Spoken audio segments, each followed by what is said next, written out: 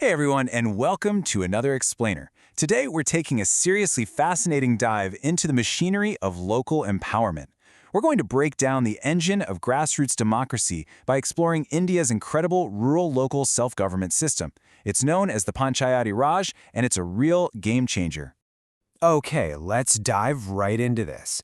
Have you ever actually stopped to think about how your own community is governed? I mean, when a pothole needs fixing, when public cleanliness needs managing, or, when the local water supply just suddenly stops, who actually takes care of it? It's so easy to look at the massive national level of government, especially in a country as vast as India, but the real tangible impact on your everyday life, that almost always happens right outside your front door, at the local level. So here is our roadmap for today. We're going to build this system together from the ground up. First, 1. The grassroots democracy concept. Second, 2. Tier 1, the village. Third, 3. Scaling up to the block and district levels. And finally, 4. Inclusive and modern governance. All right, let's kick things off with Section 1, the grassroots democracy concept. At the absolute foundational core of this entire administrative system is one beautifully simple idea: self-reliance. That's simply the ability to decide things by yourself rather than just waiting around, depending on others for help. And the logic here is incredibly powerful. Local people know their local problems intimately. Because of that, they can solve them much better and honestly far more efficiently by actively participating in the governance themselves, rather than waiting for some faraway capital city to dictate the solutions. It massively reduces the burden on central and state governments, and it builds this genuine, organic spirit of community cooperation. And this brilliantly illustrates what that philosophy actually looks like in action. Meet Chavi Rajawat. Back in 2010, she was elected as the youngest female sarpanch, or village head, in India, representing Sota village in Rajasthan's Tonk district. She is literally the embodiment of a grassroots leader. She didn't wait for top-down help. She strongly believed in empowering the youth and women in her own community.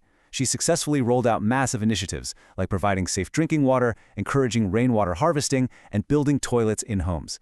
It just goes to show that when you empower local leadership, incredible rural development absolutely follows. Which brings us right to the tier where all this day-to-day execution actually happens. Let's look at Section 2, Tier 1, the village. Take a look at this three-tier pyramid structure. This was set up by the 73rd and 74th constitutional amendments back in 1992. Now, the Indian Constitution originally had just a two-tier system, central and state governments.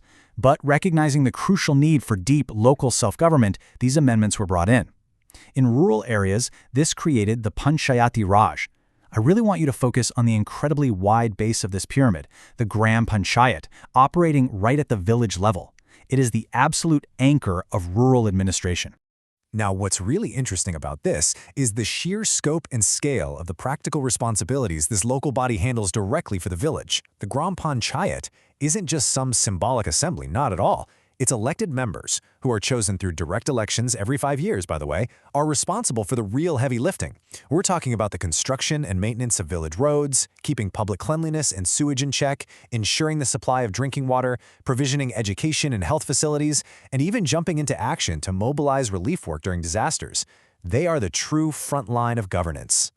But for this foundational level to actually work, there has to be a balance. On one side, you have this rich democratic reality, a committee of elected elders, or panchas, sitting together, hearing out issues, and really imparting those first lessons of democracy to the villagers.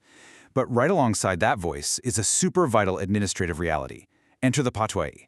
The patwari is a crucial government official who maintains the local land records, tracks ownership documents, which are known as the fard, and basically ensures that the administrative backbone of the village remains highly organized and legally sound. But of course, a village doesn't exist in isolation, right? Let's transition to Section 3, Scaling Up, Block and District. So what exactly happens when a problem is simply way too big for a single Gram Panchayat to tackle alone? Say you've got a massive natural calamity or maybe a huge regional agricultural improvement scheme. Well, that's when we move up to the middle tier, the Panchayat Samiti or block level. Here, several villages are grouped together into a block. The Samiti reviews and approves the plans proposed by the individual villages, coordinates wider relief efforts, and oversees larger shared resources. Think things like minor irrigation, animal husbandry, and cottage industries. And finally, we scale all the way up to the highest point of the pyramid, the Zila Parashad, at the district level. Now, it's really important to view the Zila Parashat not as some dictatorial boss, but more as a vital, coordinating pipeline. It links the Gram Panchayats and the block samitis directly to the state government. It essentially takes all those smaller samiti plans and integrates them into one comprehensive, unified district plan. So the crucial point here is to contrast the two ends of this spectrum. The Gram Panchayat, down at the village level, handles the executive functions. They're the ones out there physically executing the work, building the roads and maintaining the water pumps. The Zila Parashad, on the other hand, at the district level, is strictly an advisory and supervisory agency. They aren't dinging the wells. They advise the government on development matters, supervise the lower tiers, and approve the budgets. So remember, the village executes while the district advises and supervises. But listen, an administrative structure is really only as strong as the political will behind it. And this is perfectly captured in a case study about a leader named Mamta Devi. She argues that the true spirit of that 73rd constitutional amendment can only be achieved if panchayats are genuinely empowered. They can't just be treated as mere agents forced to implement top-down programs from the state. Autonomy and community requirements absolutely must be prioritized. If you want this bottom-up governance to thrive, you literally have to shift real funds and real responsibilities down to the panchayat level. Which brings us to our final section, taking a look at where all this is heading. Section 4, Inclusive and Modern Governance. This traditional grassroots system, it is rapidly modernizing to meet global standards. Back in 2018, the Rashtriya Gram Swaraj Abhiyan, or RGSA, was launched, and this scheme is entirely about capacity building. It aims to develop governance capabilities that directly align with global sustainable development goals. It focuses heavily on increasing the use of e-governance and technology, enhancing revenue sources for the panchayats, and really training up those elected representatives so they can promote highly inclusive and super efficient local governance. And speaking of inclusive governance, this next initiative is absolutely brilliant. Recognizing that children have a fundamental right to survival, development, and participation, a 2019 initiative pushed hard for the creation of child-friendly panchayats. Enter the Bal Balika Panchayat. It is essentially a children's parliament. It provides a dedicated official forum for kids, irrespective of age, sex, or social status, to come together, discuss the issues they face in their area, and place those issues directly before the adults.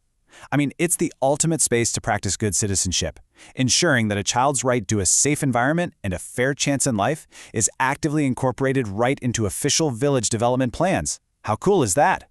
So, we've seen just how powerful and transformative a structured, self-reliant, bottoms-up approach to government can be. As we wrap up this explainer, I want to leave you with this provocative thought, something to really apply to your own life. How could the principles of bottom-up governance, and perhaps even a dedicated children's parliament, transform your own local community? If we took these mechanics of grassroots democracy and actively applied them to the issues in our own neighborhoods, what kind of incredible changes could we spark? Thank you so much for exploring this fascinating topic with me. And hey, never underestimate the power of local voices.